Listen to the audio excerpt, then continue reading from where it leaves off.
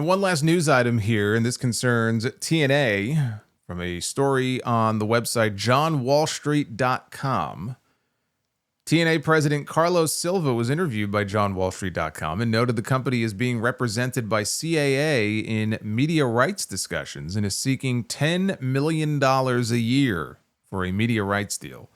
Silva also noted the company's hope to go live weekly with Impact if and when they acquire the media rights deal, but also stated the brand is not yet profitable and that a sale is not out of the realm of possibility, which is sure to get people talking because there are already people who think it's, the fix is in.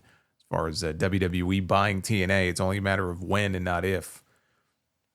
It says a new media rights deal will help us. This is from Carlos Silva now. A new media rights deal will help us build a more consistent fan base with larger reach. It will also provide us the opportunity to go live 52 weeks a year, and in today's world, live matters. The company is confident that it will have a new distribution deal in place within the next 60 days. According to Silva, we are talking to all of the established linear guys and a couple of newer platforms that need a foundational programming centerpiece. There are a couple of networks that look like Spike TV, in today's world that we could be a good fit for, the same way UFC and TNA were for that network a decade or two ago. Silva praised the attention the NXT relationship has garnered TNA and noted that when they go live, TNA hits the 100,000 audience range. Anthem leadership believes the show, and subsequently the promotion, would benefit dramatically from having proper lead-ins and lead-outs to its broadcasts. That's the name of the game in programming, Silva said.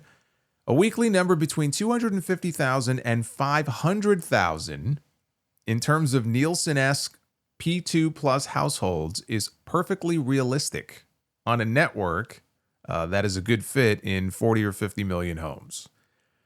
Access TV is in about 30 million homes. 500,000 viewers would be in the rough ballpark of what AEW's Dynamite show draws on TBS in its least viewed weeks. Figures do not include viewers watching on HBO Max, but that does not mean TNA is seeking a deal on par with what Tony Khan's promotion got from Warner Brothers Discovery. Silva did not shoot down the idea of selling off their sports division if they cannot make the brand profitable. He says either we keep the portfolio and continue to grow it, or there could be a spin-off of the Anthem Sports division. That division includes TNA as well as Invicta and the Fight Network. The article notes TNA is not yet profitable, but the business is said to be moving in the right direction. Anthem turned down an attempt by Scott D'Amore to purchase the company when he was dismissed from his position as TNA president several years ago. Several years ago? Wasn't that earlier this year? Or was it last year? I think it was last year. The JohnWallStreet.com article noted that there has been speculation that WWE parent company TKO could end up acquiring TNA. TNA and NXT, of course, are currently in the first year of an announced 3-year partnership. Now, Silva has since appeared on the Ariel Helwani show. That was on Wednesday.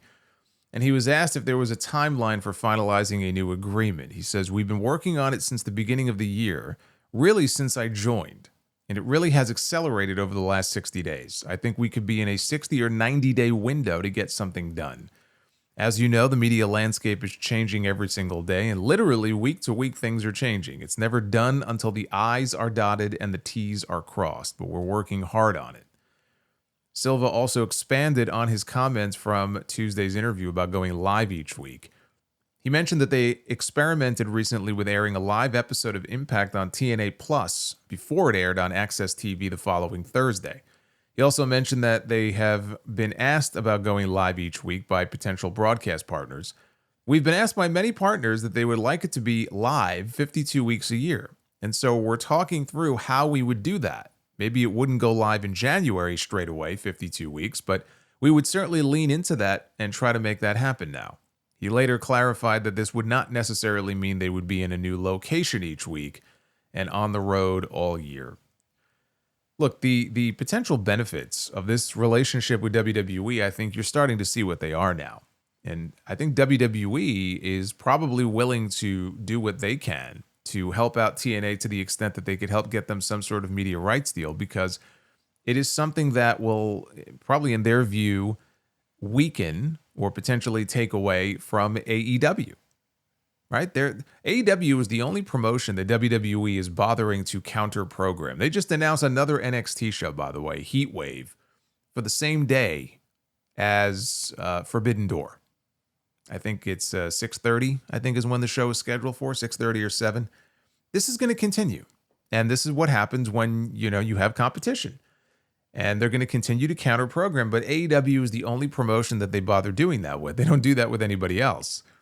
So when they do things, I think they do it in mind with trying to weaken or hurt what they view as their true competition. So anything that they do, I think you kind of need to look at it through that lens. If they could help TNA even gobble up some international media rights deals in certain markets that maybe AEW has or has coming up for expiration, like, you don't think that WWE and TKO wouldn't help out? So you take that with the exposure that they have provided TNA talent by having them appear on, NXT, I guess, is on the CW now, but providing them that sort of visibility on television that they would not be getting if they just aired on Access TV. Like, of course, that's going to help out TNA. I'm not surprised when I hear about some of their live events, selling better than they have in quite some time, selling more tickets. This is what you would expect to come out of a relationship like this. Now, WWE is not being reciprocal as far as sending big name talent from the main roster, over to work TNA shows. They could have certainly used that help next weekend for Slammiversary. I don't see them doing that. But look, $10 million a year, God bless them if they can get it. I don't know, for the audience they have right now, $10 million a year media rights deal to me sounds very ambitious. But they're supposedly, in the closing days here of whatever this window is of negotiations that they're having, talking to different partners. So we probably won't have to wait very long to find out where they land, as long as they land somewhere that has decent visibility. All the times I've brought this up before, I always come back to this point. TNA is never going to truly grow beyond where they are now unless they get better television. It's just not going to happen. So they have to get on a network other than Access TV. I understand Anthem owns Access, and so for them it's very easy to just make Impact the sort of crown jewel of that network and program it on that network. It has to get on a channel other than Access TV. And if they can do that, then I think they could really start to grow their audience even more than they have by virtue of this relationship. Slammiversary is next Sunday. Real quick, this is the card. They are emanating from the UBS Arena on Long Island, and this is the card. Indy Hartwell is going to be going one-on-one with Tessa Blanchard. I figured Tessa probably wins that one. Cedric Alexander against Mustafa Ali. I have Ali for the win. We have the Inspiration Challenge, which is the former Iconics, challenging the Elegance brand. It's Dana Brooks' group.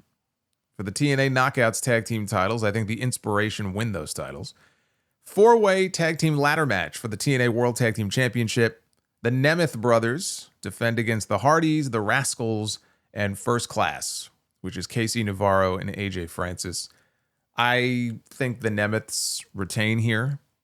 X Division Championship Moose defends against Leon Slater, who is a bit smaller than Moose. I'm going with the underdog here. I'm going with Leon Slater to win that title. And then it'll be winner take all. TNA Knockouts champion Masha Slamovich against the NXT Women's Champion, either JC Jane or Jordan Grace. We'll find out in a few hours who that is. If you're brave enough to bet on the TNA person winning a WWE championship, in this case the NXT Women's Championship, you're a better person than I am, because I'm going with whoever the NXT Women's Champion is to win that match. And then in the main event, Trick Williams. And this is part of the reason why, honestly, because Trick Williams is the reigning TNA World Heavyweight Champion. He is, of course, from NXT. He is defending that title at a triple threat match against Joe Hendry and Mike Santana.